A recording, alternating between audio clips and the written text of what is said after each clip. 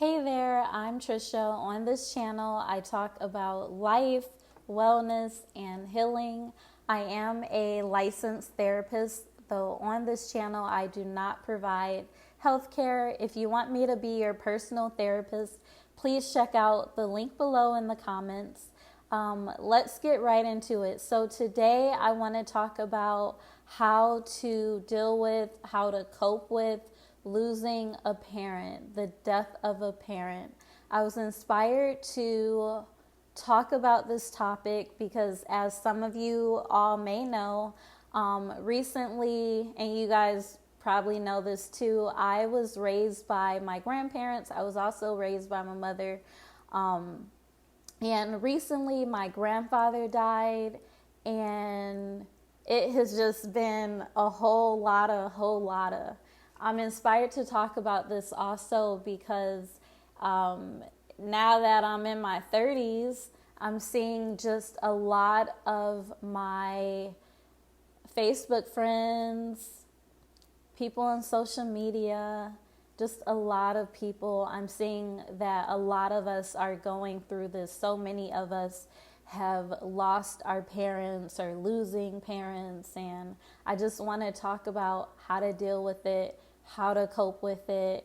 Want you to know that you're not alone. So let's get right into it. I do want to give a little disclaimer that I got my notes all prepared. So if I'm like looking to the left or the right, it's just because I'm trying to stay on track. So let's get right into it.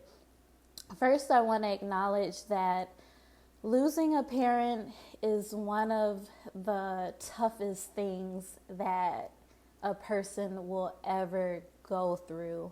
And I also want to acknowledge that losing a parent can be a mother, it can be a father, it can be an aunt, it can be an adoptive parent, it can be an unofficial adoptive parent. Like me, it could be a grandfather, it could be your grandmother. So I want to give, I want to acknowledge that too, that, you know, a lot of us were like taken in by other people. So I want to acknowledge that, you know, a parent is a mother and father, but a parent can also be a lot of other terms. This is one of the hardest things that we ever go through. Another thing I want to acknowledge is sometimes losing a parent, it comes with the grief of maybe you guys had a perfect relationship and you're losing a huge support. It could also be maybe you and your parent weren't on good terms. It could also be maybe you didn't know the parent a lot. So there's just so many things underneath what it means to lose a parent and what it means to grieve. So I want to acknowledge those things. Next, I want to just get into how to cope with losing a parent. So one way to cope with losing a parent is allow yourself to feel how you feel. Feel it. I know it's uncomfortable, but allow yourself to feel the sadness. Allow yourself to feel the anger, whatever it is. There's so many phases in the grieving process, but allow yourself to feel. And a bit of a trigger warning, because we are human, I think it is so important to just be honest and be truthful about how you are and where you are. So throughout this vlog, I'm going to talk about just what I've been going through and where I've been. So when I think about allow yourself to feel how you feel, I remember when I found out my grandfather passed away, I was angry. I was so mad at him because I felt like he had control over it. Not felt like, I knew he had control over if he went away or if he stayed. So those first months of my grieving process, I was angry. I was angry at him for dying. I was angry at him for leaving. Some of you may know, I just moved across the country. My grandfather died within 48 hours of me moving to another state. And I was so angry at him because that's the relationship we had. We were close like that. And then he like died on Halloween. So I'm like, I know my grandfather. I know him real good. So sorry if I'm messing with my earphones. My ears are so small. So when I say allow yourself to feel however you feel. It might be sadness. It might be denial. Allow yourself to feel whatever that means for you.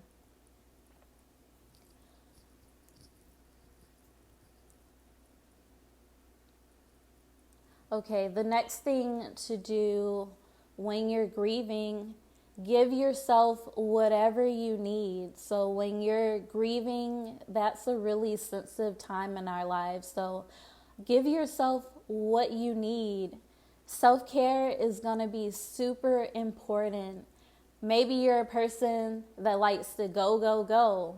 That's okay. Maybe you're a person that needs time to rest. Give yourself whatever you need when you need it. And this includes taking time off work, going on a vacation, giving yourself some good food, being around some people and setting boundaries with others. Give yourself whatever you need. You might have to block some folks. Give yourself whatever you need. This is a crucial time, and you deserve to have what you need at this time. So next, allow people to support you.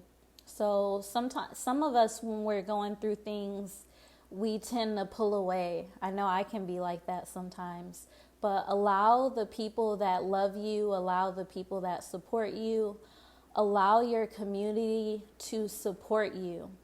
And this goes into another thing. Know when to reach out to support.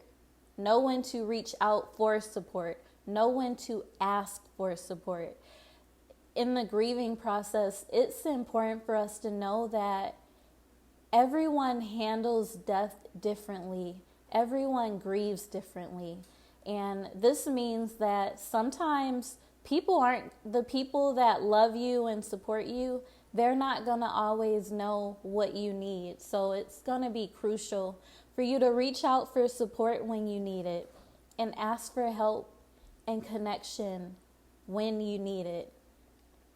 Next thing is get in therapy and go to therapy as often or as not so often as you need.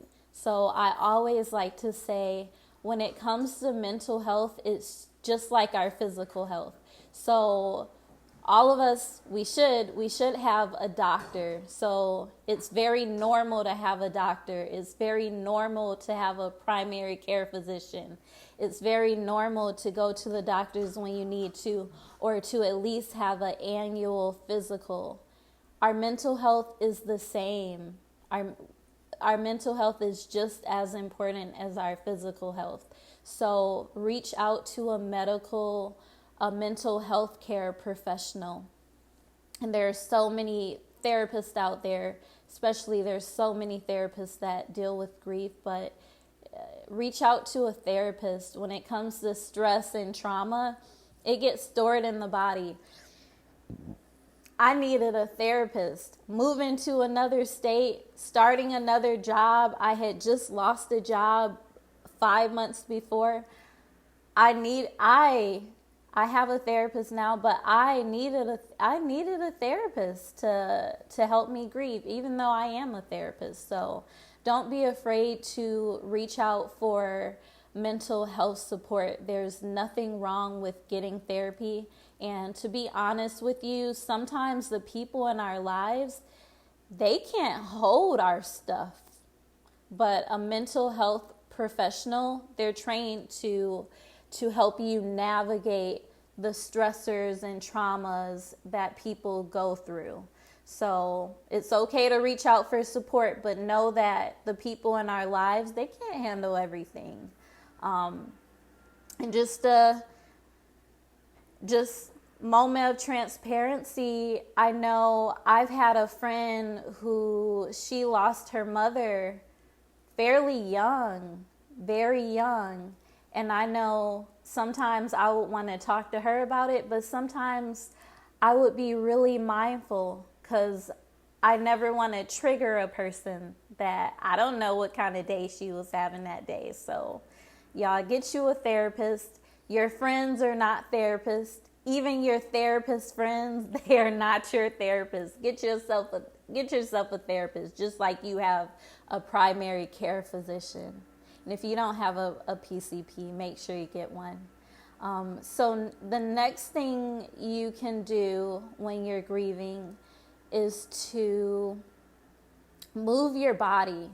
So sometimes when we're going through grief, when we're feeling sad and depressed and even anxious, sometimes it's normal for our bodies to want to be still, for us to want to be in bed watching Netflix and Hulu and binge watching Housewives of Atlanta and Married to Medicine and Girlfriends. Those are all my favorites. So sometimes, yeah, I'm sorry, these small ears, forgive me. So sometimes when we are going through those sad emotions, it's so normal for us not to move, for us not to want to move. So I want to encourage you, move your body. Maybe it's going for a walk. Maybe you have a gym in your neighborhood. Maybe put on your favorite song and dance. Move your body. Be still when you need to be still, but make sure that you're getting some movement in. And movement can be really helpful for those feel-good endorphins. So you want to move. Movement is very important. So make sure you're getting movement in. And I want to just remind you to move your body in whatever way feels good for you.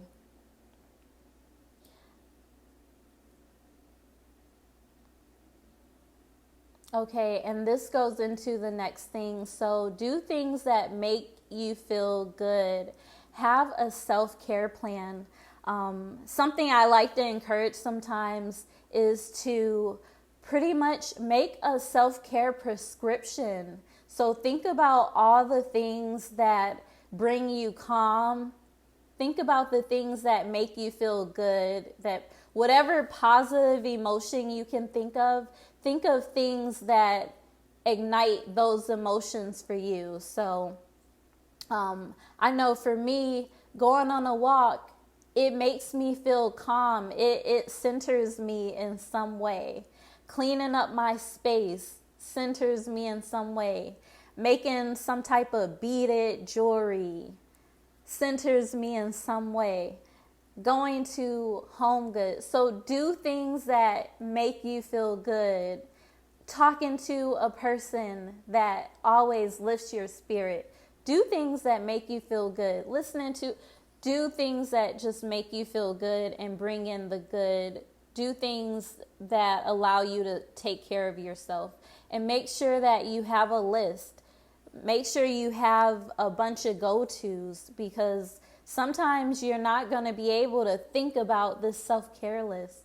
So make sure you have it somewhere where you can physically see it and remind you to do those things. Next, so those are all my things. Let me make sure. Yep, I think that's everything. So I want to just go through a short little list again. So allow yourself to feel how you feel. Give yourself everything you need. Allow people to support you. Reach out for the support when you need it. Get into therapy and go as often as you need. Make sure that you're moving your body and do things that make you feel good. And again, I another thing I want to say, it might also be helpful to maybe even like get in a grief support group. If you find that you're having just a really hard time with the grief, get in a grief support group. I do want to talk more about just how I'm doing, because I know for some of you that have followed me for a while, I know I just disappeared. Y'all, this has really been one of the hardest things I have ever went through. I remember when I was younger, I used to think like, oh my God, what am I gonna do when if something ever happens to my grandparents? What am I gonna do? How am I gonna live? How am I going to survive?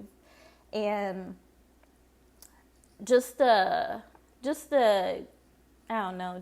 be personal with you guys, because I think when we're grieving, it is so important to talk about the things. And another thing I want to add to that list is remember the good things. Remember the good times. And I want to say this, in my grieving process, my grandfather dying, it has healed me in some ways. And that might sound weird, but when my grandfather, I remember before my grandfather passed, I used to say like I had daddy issues, and I used to say that because my biological father wasn't really present in my life. So forever I've been thinking I had daddy issues. I've been carrying these abandonment issues from my biological parents. But when my grandfather died, immediately all I could really dwell on was just all the good things.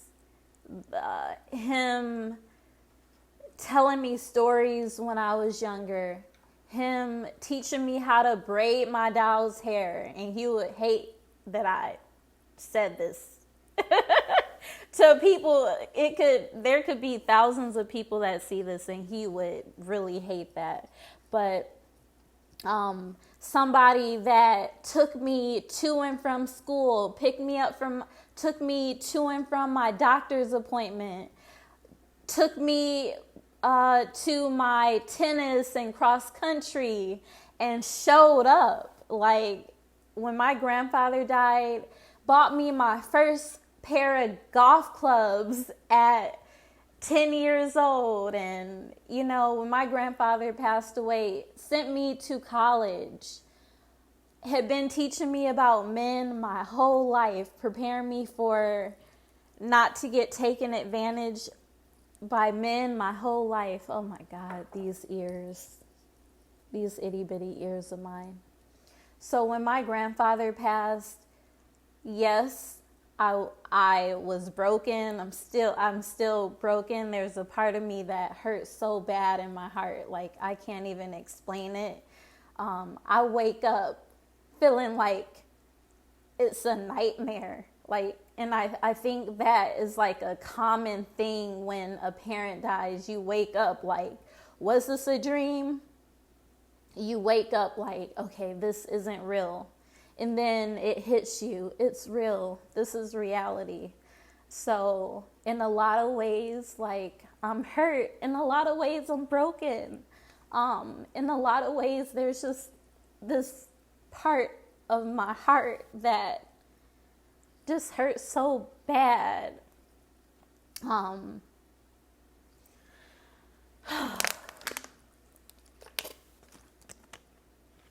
But then there's also this part of me that can just be so grateful, and that can remember all the good times. And I'm so happy, like during the pandemic, I had, we were going to go to the courthouse and have a ceremony later, but during the pandemic, everything shut down, and we got married in my grandparents' living room. And I'm so grateful I have that memory. I even have it recorded on the personal channel, the Lavish Love channel. So I just want to say, I'm just sharing with you. I think it's good to talk about our grief. If you all have lost your parents, I would love for us to love on each other and support each other and talk to each other in the comments. Share the good things, share the not so good things too. Because sometimes, you know, this is the first time I've lost somebody and there wasn't no regret. So, I feel like there was something I was gonna tell y'all, but I'm like losing my train of thought right now. Oh, I wanted to share with you some other things. So, in a way, I feel like my grandfather kind of prepared me for this. My grandfather, he had been killing himself off literally my whole life. I remember being in high school, and my grandfather, he had heart problems like most of my life. But I remember my grandfather, like every other week, he would come in my room, sit on my bed and say, Trisha, I'm not going to be here much longer. So if anything ever happens to me, I want you to take care of your grandma. And I would say, Granddaddy, you're not going anywhere. You haven't even seen me graduate from high school or college. You haven't even seen me get married. So I remember when I got the phone call that my grandfather died, I remember one of my first thoughts was like, dang, he saw me do everything. I remember that was one of my first thoughts. Then a couple of weeks ago, I'm like, dang, I shouldn't have kept telling my grandfather I wasn't having any kids, because maybe he would have stayed here a little bit longer. So I just wanted to share that. Another thing I wanted to share, because it might help you, about a month ago, and this, for a while, there's different stages of grief. For a while, I was in the anger stage. I was so angry at my grandfather for leaving. I was so angry at him. And then the sadness came. I was like super just sad. Sometimes there'd be this big rush of sadness, like just feeling like there's a part of me that's super empty in my heart. And most recently, I feel like I'm in the acceptance stage. And if you work with a therapist, the therapist will tell you, you can go through the different stages of grief at any time. You can experience all of them in one day. But right now, I think I'm kind of in the acceptance stage. And there was a pivotal moment. I was at the park with my husband walking one day, and this Janet Jackson song, it just came to my mind. And I never really listened to this song. I didn't really know the words, but this Janet Jackson song came to mind, and I put out that song, and I kind of just felt like my grandfather sent me that song. He made me remember that song. So now, whenever I feel sad, I turn on Janet Jackson. I can't even think of the name. I'll link it below. But you know that song. There are times when I look around and I'm not gonna sing. I'm not gonna do it. Y'all not gonna embarrass me today. But yeah, that Janet Jackson song came to mind, and that song, it makes me cry, but it also makes me feel happy. So I want to share that with you. Look up that Janet Jackson song. One other thing I want to give to you from my grandmother.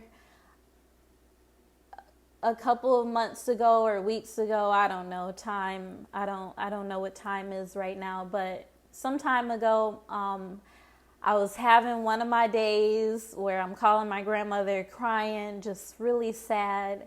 And we talked about how we felt, where we were at. And she told me, she said, I don't want you to stay here. She said, I don't want you to stay there. It's okay to be sad. It's okay to grieve. But she said, don't stay there. Continue living your life. You don't want to stay there. Because if you stay there, that's a bad place to be. So I want to share that with you. It's important to grieve, and it's okay that we feel sad. It's okay that we're depressed and anxious sometimes. It's okay that we accept it. It's okay that we're in denial. It's okay for us to feel regret, the shoulda, woulda, couldas. It's okay for us to feel all those things, but just make sure you don't stay there. And part of the reason why I wanted to give you the allow yourself to feel, give yourself what you need, allow people to support you, reach out for support, get therapy, move your body, do things that make you feel good.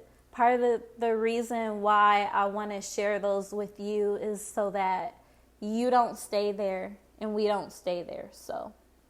And another thing I always like to say during my personal sessions with my clients, I always like to remind them, our grief is just evidence of how much the person meant to us. So you don't ever have to feel a certain way or feel ashamed or embarrassed that you're struggling.